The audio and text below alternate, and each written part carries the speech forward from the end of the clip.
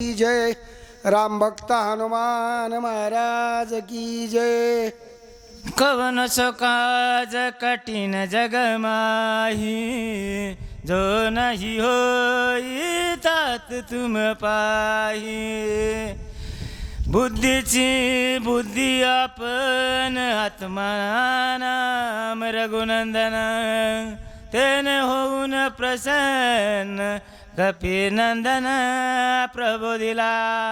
गुरुर ब्रह्मा गुरुर विष्णू गुरुर्देव महेश्वरा। गोड अशा प्रकारचं चिंतन हरिभक्तपरायण शंकर महाराज यांनी केलं। मज पामराये काय थोरपण, पायीची वाहन पायी बरी। त्याप्रमाणे त्या ठिकाणी हनुमानजी असणारा विचार करू लागले, महाराज मी असणारा त्या ठिकाणी इतका मूढ आहे, इतका असणारा बुद्धिहीन आहे, मला कळलंच नाही, माझी अहंता मला बाजू लागली, त्या अवघाने मी हे काम करू शकत नाही, विचार करू लागले। गजेंद्र ग्राही धरिला सता संकटी समरला भगवंता, काकुलती उडी सत्वता घालून तत्वता उद्धरिला। एवढं सुद्धा मला कळलं नाही, अरे मी कोणी कुठल्या कामाला चाललोय आणि अहंता कशासाठी पाहिजे। अरे ज्याच की त्या ठिकाणी असणारा गजेंद्रला कोणीही नव्हतं आणि त्या ठिकाणी फक्त धावा परमेश्वराचा केला आणि त्याच्या सोडवण्याचं काम भगवंतानं हाकेश्वरची घालून एवढी स्तंभफोडी अशी प्रति केली, परंतु त्याच्यामध्ये मी नाडलो आणि अहंता मला त्या ठिकाणी बाधलेली आहे। हनुमानजी विचार करू लागले। हनुमान कंड नाम धारक नामे पावला, रघुकुळ टिळक कपिसी बुद्धी स्फुरले, चोक सत्वर देख सरसावला। मग त्या ठिकाणी अशा प्रकारचे विचार केला, मुंगी के पाँव में घुंघरू बंधा है वही भी अल्लाह सुनता है। भगवंताला त्या ठिकाणी कळल्याबरोबर त्या ठिकाणी कृपा कटाक्ष निआळिले, आपुले पदी बैसविले, बाप रुक्मादेवी वर दिदले विठ्ठले दिदले कृपादान। त्याप्रमाणे प्रभू रामचंद्रांनी लहर फिरवली आणि हनुमानजी सरसावून उठले। काय करतात चित्त मन एवढी काय असे चिंता, मी भ्रांती का झालो आता। सकळ पर्वताची तत्वता नेहू सर्वता। हनुमानजी विचार करू लागले, येडत झालं नाही ना, मी कोण्या कामाला आले म्हणजे कळत नाही का काय। हा उठला आणि सांगितलं, जर नाहीच या ठिकाणी जर औषधी मिळाली ना, ताडकन पर्वत असणारा उचलतो घेऊन जातो। सुसेन वैद्य राजते ते ओळखील औषधी ते, उठविल सोमेत राते अर्धशन लागता। राजियाची कांता काय भीक मागे, डॉक्टरांचे तर सुसेन वैद्य त्यांच्याकडे ते वस्तू काढण्याचं काम त्यांच्याकडे, मी नेऊन देण्याचं काम करतो। हनुमानजी विचार करू लागले, जर विलंब करू येता उदया येईल भास्वत, शक्ती वरद अद्भुत कार्य समस्त। हनुमानजी विचार करू लागले, कल करे सो आज कर, आज करे सो अब कर, पल में प्रलय हो जाएगा बहुरी करेगा कब। अरे काहीच करू शकत नाहीत ना आपण, टाइम निघून गेला की काहीच होत नाही, म्हणून लवकर उठा आणि कामाला लागा। हनुमानजीने विचार पर्वत मांडील सळ पाही आदरील माझ बळ, औषधीला पविल्या सकळ मज। मला विचार करायला टाइम नाही, परंतु या पर्वत असणारा माझी हिंमत बघू लागलेला आहे।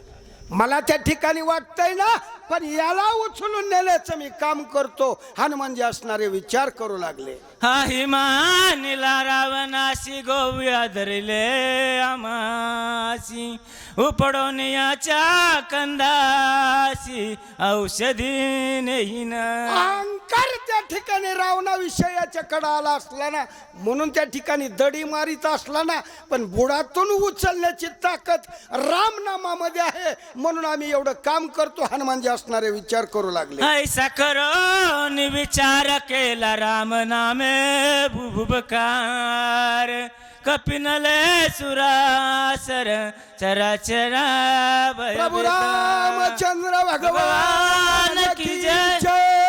त्या त्या ठिकाणी असा विचार केला आणि ताडकन खाली हात घातला. काय करतात पुढच्या ओळीत ऐका. उच्च गुंडाळीले पुढे खाते शिखर कवळले होते वा. आंदोलित पर्वताते भूत आकांते कलकलिते शेपटाचा येडा टाकला पर्वताला आणि वर हात वाचिकाची ठेवला. सेवा.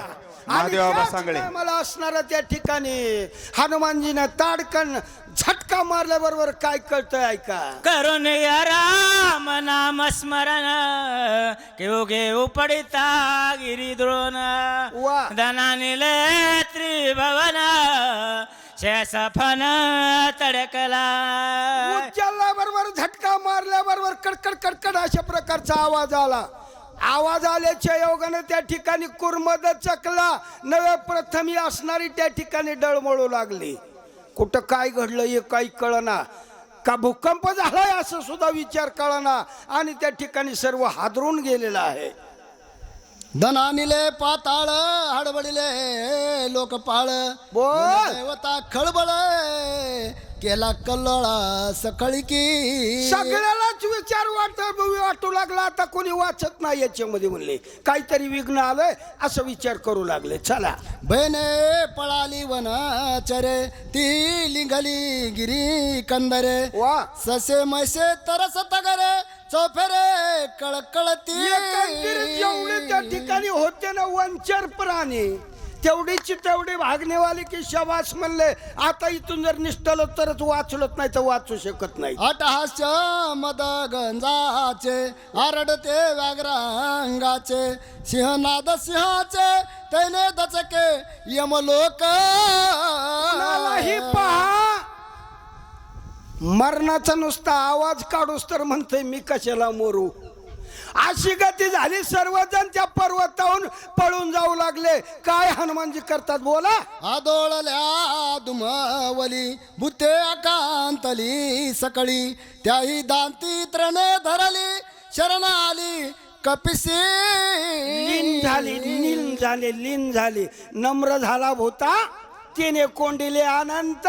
सर्व त्या ठिकाणी पंचमहाभूत होते ना ज्यांचंच की हे आहे आणि ती सुद्धा नम्र झाली. आणि त्या ठिकाणी हनुमानजीला नम्र झाल्यावर काय घडतंय ऐका. दिशा लघिल्या पक्षी कुळी वा. सरपरी घाले पाताळी दिग्गजा बैसली टाळी दात खिळी कृतांता एकाच आवाज झाला. तिकडं बघा श्रीराम. तिकडं नुसता कडकडाट.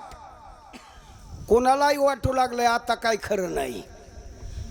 दिशा आहेत ना त्यांना बी वाटलं आता ही पृथ्वी जाती आप तेज वायू सर्व जातात काहीच उरत नाही असा विचार करू लागले. 10 योजने विस्तार 5 योजने उंची थोर ऐसा पर्वत सविस्तर कपिंद्र सत्वर उपडिला 40 कोस त्या ठिकाणी असणारी लांबी आणि 20 कोस असणारी त्या ठिकाणी उंची एवढा पर्वत त्या ठिकाणी असा धडकन हाबडा मारल्याबरोबर उठावला उंचीला. काय करतात बोला. बळे आकळोनी पाही पर्वत उपडिला दोही बाही गगना उसळला लवलाही श्रम नाही अनुमात्र एवढा अगोदर जर कळलं असतं ना तर इतकी करण्याची गरजच नव्हती ना. परंतु अहंकार त्या ठिकाणी नाडला आणि पुन्हा कळते उशिरा सगळं गेल्यावर. अरे जोपर्यंत आहे तोपर्यंतच सर्व काय केलं पाहिजे. नाम संकीर्तन साधन पै सोपे जळतील पापे जन्मांतरीचे. म्हणून राम नाम सर्वात श्रेष्ठ अशा प्रकारचा आहे. ध्यानात आलं माझ्या हनुमानजीच्या आणि तारकन पर्वत उचलला. शस्त्राक झेली बाळक गड शुडा दंड कमळ देख वा. पैसा चालिला कपिल नायक गिरी आलोलिक उपडोनी ताबडतोब त्या ठिकाणी जसंच की मुलं चेंडू खेळतात. यानं धरला की त्याच्याकडे फेकायचा त्यानं धरला की त्याच्याकडे फेकायचा. हनुमानजीने एकट्यानं चालू केलं. आपल्या हातावर त्या ठिकाणी पर्वत असणारा चेंडू सारखा उडवायला सुरुवात केली. तळिया नार पळे गडद वरी प्रकाशा गाद्य वा. छाया अति शुद्ध कोंदले नभ उजडे प्रकाश पडला वरी अंधार पडला खाली. विचार करायचीच गोष्ट आहे ना.